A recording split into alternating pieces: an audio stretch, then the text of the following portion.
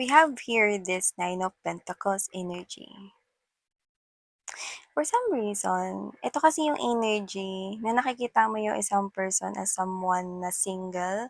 So, whatever the case may be, for some reason, kahit na ano man yung kanyang background or ano man yung nangyayari sa iba pang mga areas ng buhay niya, parang you are blinded about it. Focus ka lang. Sa single siya, independent siya. So, I think this is someone here na nakikita ka as someone who is single.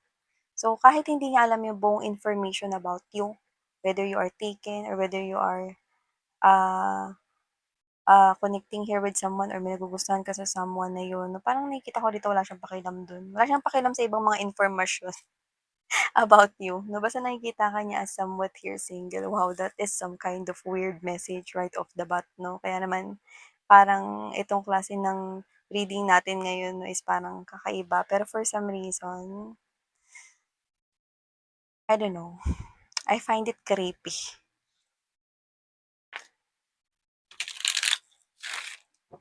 Tell me more about this. Intentions, true intentions will be revealed soon.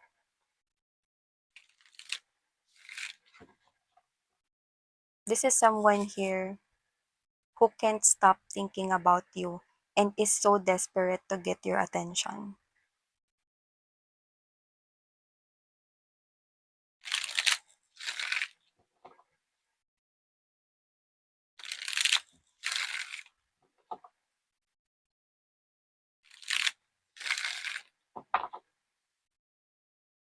Yeah, revealing ng mga totoo at mga background na informations about you.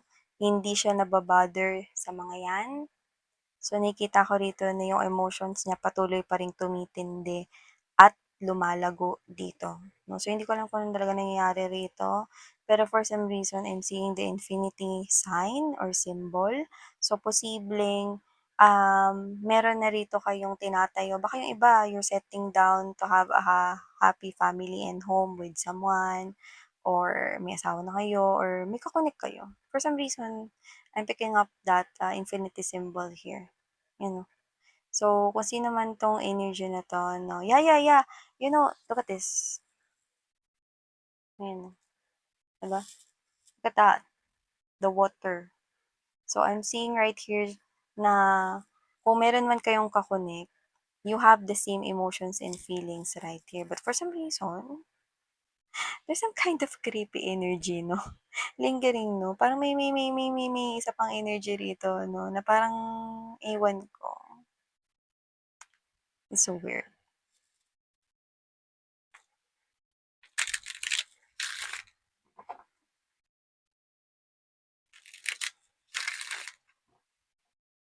Okay, let's go ahead and check out other informations.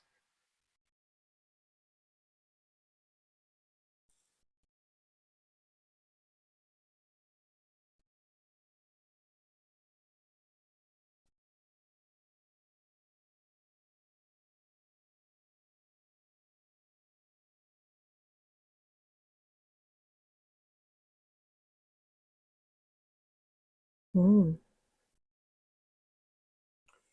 okay,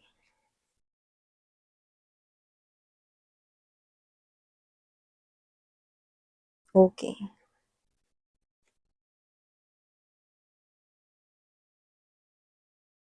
Kapag nangyari ito, meron kang ka-relationship. So, kung single ka man ngayon, na mangyayari pa lamang ito 'no, kapag may ka-relationship ka na or may ka-connect ka na. Yung iba, you could be dealing here with someone na kasal na kayo, okey? May pamilya na, may mga anak man or wala, ano yung iba kasal na kayo nitong person na 'to. Pero nakikita ko na tatlo kayo dito. I'm seeing a lot of trees. See? There's another person here popping out in this reading. King of Wands energy. Medyo malagkit yung tingin niya sa inyo with this King of Wands energy. Itong wand na hawak niya is the same wand here. Pag-usapan natin 'to more. Oh, Six of Cups. The energy of movement and actions. This is some kind of a complicated situation, but just take only what resonates here, guys. So, let me just greet everybody. Hi and hello there, new subscribers. By the way, my name is Yan. Welcome. At sa mga pabalik-balik ng mga subscribers, maraming salamat po sa inyong walang patid na pag-support sa akin. So, yun nga mga babes, meron pa tayong ibang mga channels, kaya kung interesado kayo, pwede kayong tumambay sa mga yan. Ang mga links po ay nasa description box. Okay, so thank you so much. Ain't wala tayong gender here, babae, lalaki, LGBT, cross-watchers, you can flip roles if you want. Of course, pwede nyong gawin yun. At the end of the day, palagi kayong may free will, free rin po kayo na gamitin yan. So, yun nga mga babes, no? Medyo nakikita ko na posibleng challenging lang 'to. Pero ang maganda, okay, pwede ritong kumalma at maging kampante. Kasi kung sino man 'to with the Two of Cups energy, King of Pentacles and Queen of Pentacles, ayan, oh. Nakikita ko rito na ikaw at ang partner mo ay sadyang 102% faithful sa isa't isa. Married man kayo or hindi pa, boyfriend, girlfriend pa lamang, no? Pero nakikita ko na super committed kayo sa isa't isa. Like you are someone here, both of you. Okay? Hindi kayo naapektuhan rito ng anuman ditong tukso or hindi rito nakikita ko na magpapapasok ng third party sa buhay ninyo. Pero meron ditong isa pang energy with the King of Wands energy. I must say, kung bakit ito challenging. Kasi ang King of Wands energy, babae, lalaki man yan, basta nagtataglay siya ng King of Wands energy, hindi po yan tumatanggap ng no as an answer. So, okay, as much as possible, ang gustong makuha ng isang nagtataglay ng King of Wands energy ay ang yes palagi. So, ibig sabihin, pag merong gusto ang isang King of Wands energy, babae, lalaki, wala tayong gender, uulitin ko. Ibig sabihin, ginagawa niya ang buo niyang makakaya upang ito ay kanyang makuha or mapasa kanya or mapasa kamay, ma-achieve ganon, no? So, gusto niya, yung ginagawa niya lahat ay maging successful. So, paano nga ba ito? Kasi kung sino man 'to, nakikita ko na mukhang siya yung magiging ano dito, isang malaking challenge 'no, sa inyong connection. Pero uulitin ko rin na matibay kayong dalawa ng partner mo at hindi kayo mabubuwag ng taong ito. Kaya ako sinasabi dahil maaaring ito ay isang paghahanda para sa iba sa inyo. Kung sino 'to, lumalabas siya bilang Three of Cups energy, Four of Cups, Three of Coins energy, Two of Cups, and Two of Swords. So, nakikita ko dito na posibleng sa side siya ng partner mo, makikilala mo.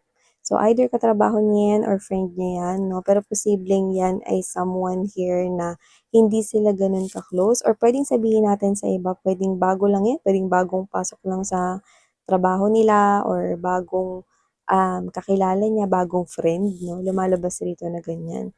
Pero for some reason, I'm seeing, no, na itong person na to, meron siya ritong makikita na very attractive about you. Yes, instantly, right off the bat. Okay? And let me just get straight to the point. Kung sino man tong person na to na lumalabas bilang King of Wands energy, ikaw, ganyan, ganyan, ganyan, no? Ganyang klase, no? Ikaw ang mga tipo niya. Type ka nito. So, yung nakikita ko rito, collective. Oo. Kahit na alam niya pa na meron kang ka-connect, ka-in relationship, or may asawa ka, which is, I mean, who is yung katrabaho niya or yung kaibigan niya, no? Type ka nito.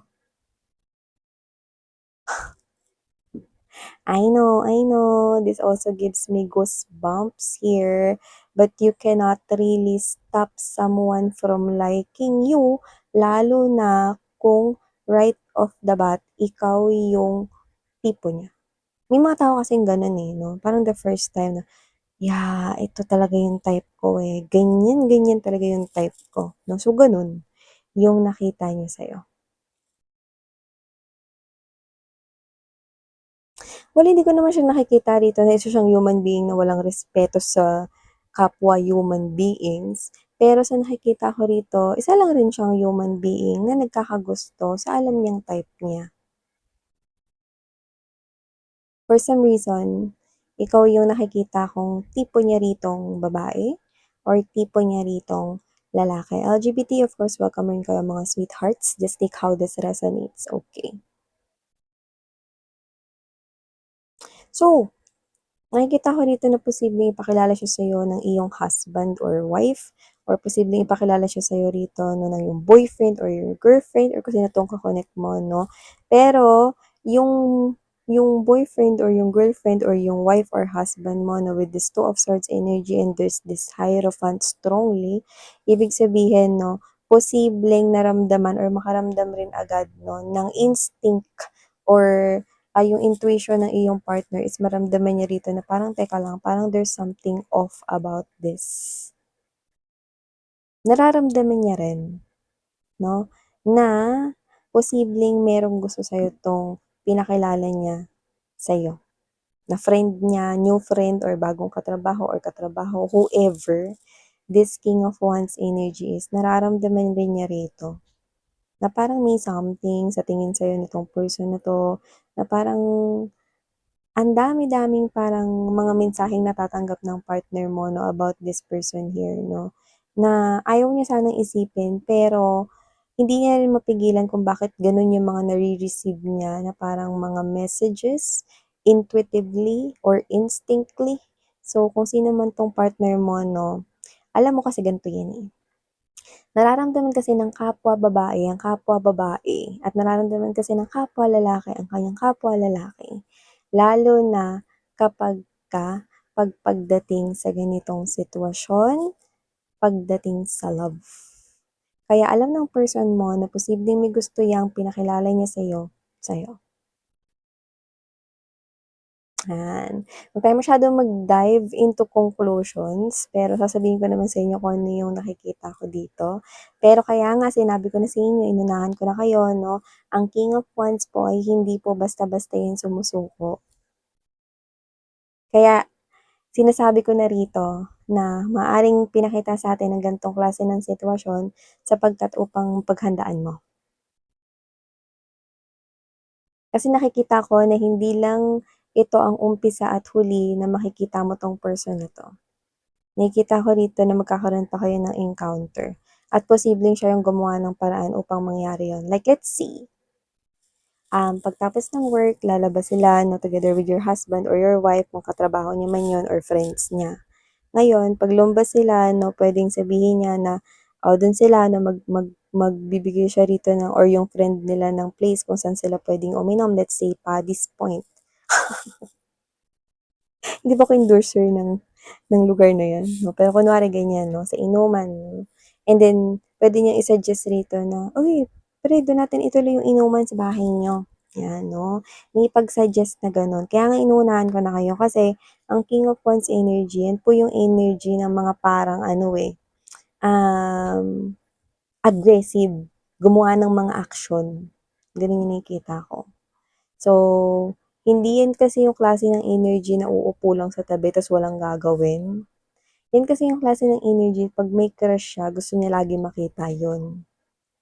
So, paano ba 'to ikaw yung crush niya rito, 'di ba? So, kung sino man 'tong energy na 'to, nakikita ko may gagawin at gagawin siya rito para maging madalas kanyang makita. Pero alam naman nating mali yun, 'di ba? Kasi meron ka ditong partner kaya nga sinabi ko na kanina na itong person na 'to dadating 'pag may ka-connect ka na.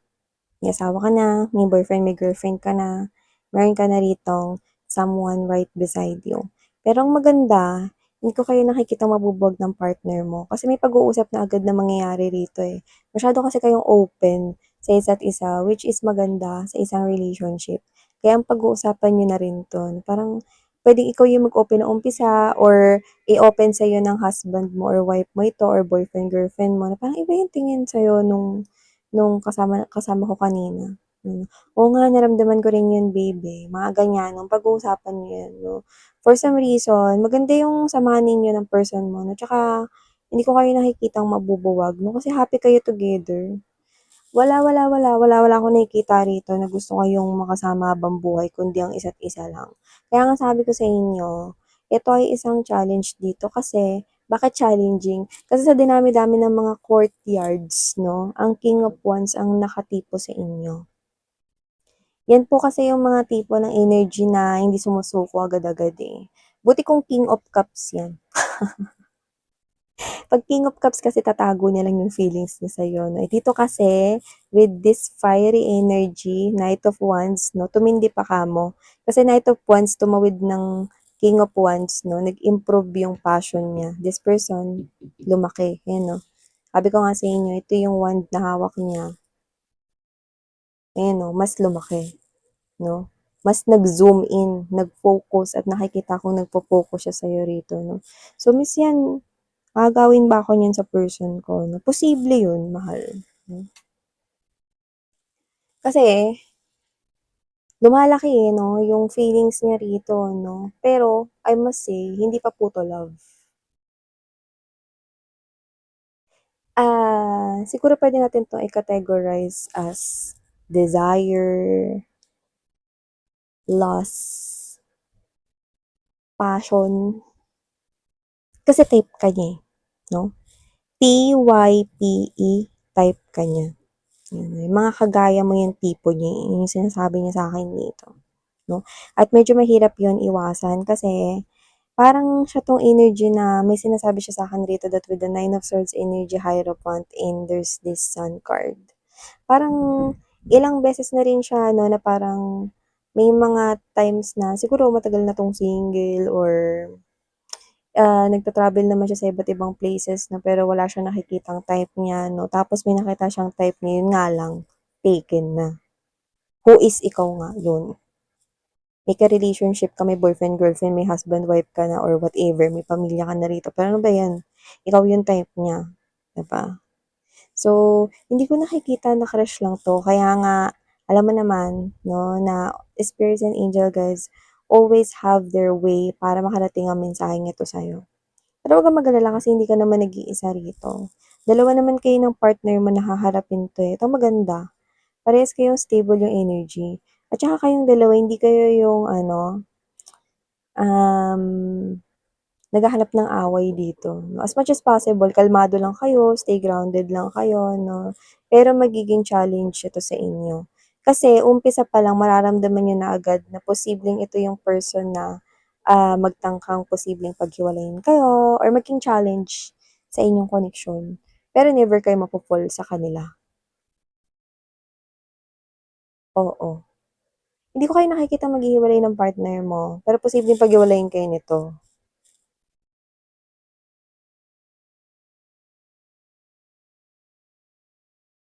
Kung sino kasi 'yan, either matagal na 'yang single or hindi naman siya matagal matagal na single, pero alam mo 'yun, parang nasa isip niya kasi makita niya na yung person na talagang gusto niya, yung mga gano'n, yung unang tingin palang gusto niya na 'no.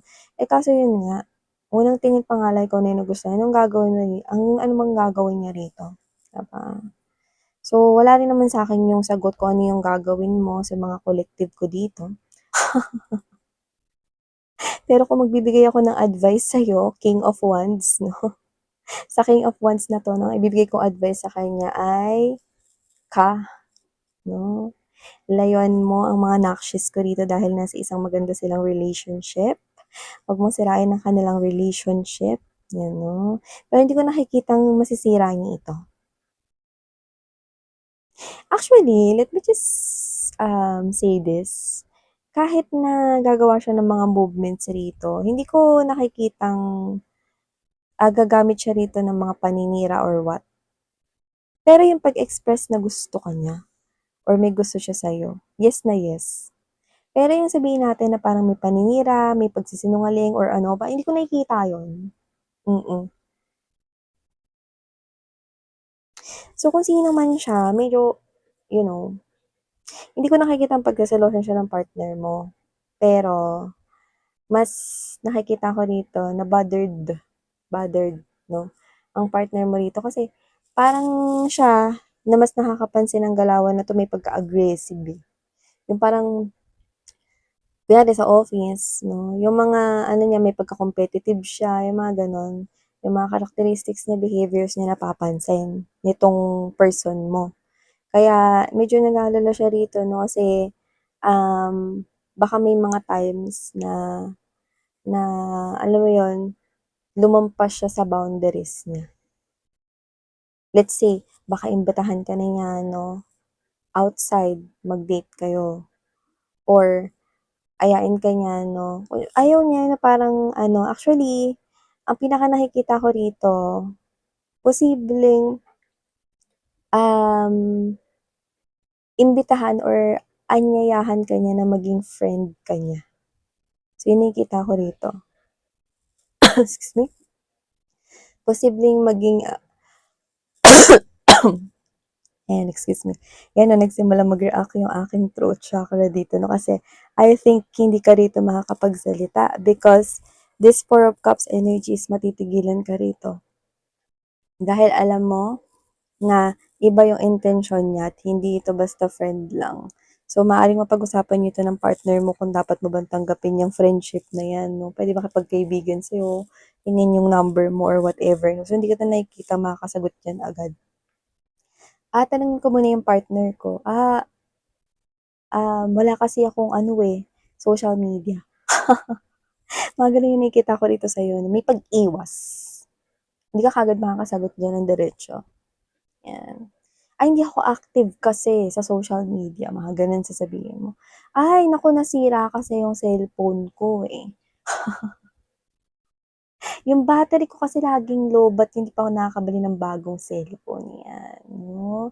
Marami kang excuse dito 'no, pero nakikita ko na yun nga yung isa sa parang pinaka, unang magiging movement niya 'no, is to ask you kung puwede ba kayong maging friends.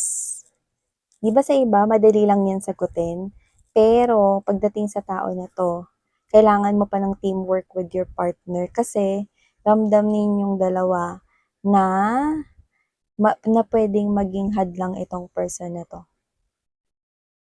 So, parang umpisa pa lang 'no, alam niyo yung ano, ah, it's better na i-prevent bago ay kaysa i-cure 'no, parang prevention is better than cure.